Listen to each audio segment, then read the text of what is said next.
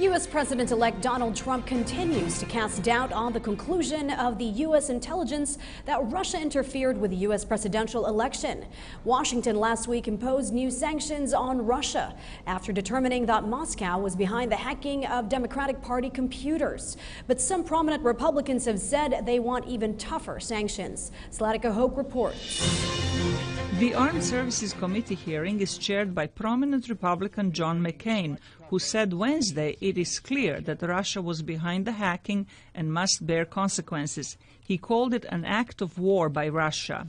For his part, Trump has consistently praised Russian President Vladimir Putin, most recently for not responding in kind to the Obama administration's expulsion of Russian diplomats from the United States. In a tweet on Wednesday, Trump reiterated that anyone could have hacked the Democratic Party's computer system and that his rival Hillary Clinton's campaign should have been more careful.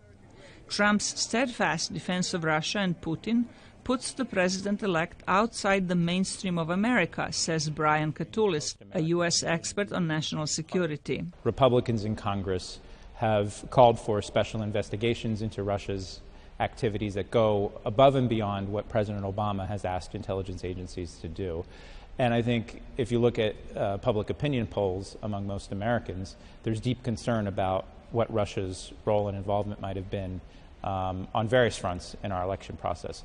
So, in essence, President-elect Trump has placed himself outside of the mainstream of the country that he's about to govern on this issue of Russia, and outside of the tradition of U.S. bipartisan foreign policy that has looked at Russia with a certain degree of skepticism. McCain, who once unsuccessfully ran for president, has not been hesitant in his condemnation for Russia. We will work in the Congress to have stronger sanctions in order to prevent further attacks on the United States of America, and we will be working on a bipartisan basis to achieve that. McCain and fellow Senator Lindsey Graham reiterated this message through a visit to several former Soviet republics in the past week.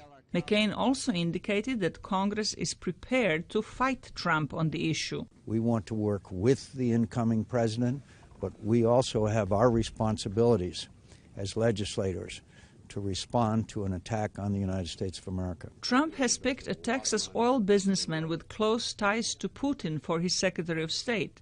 It is not clear whether senators will support that choice amid the deteriorating relations with Russia.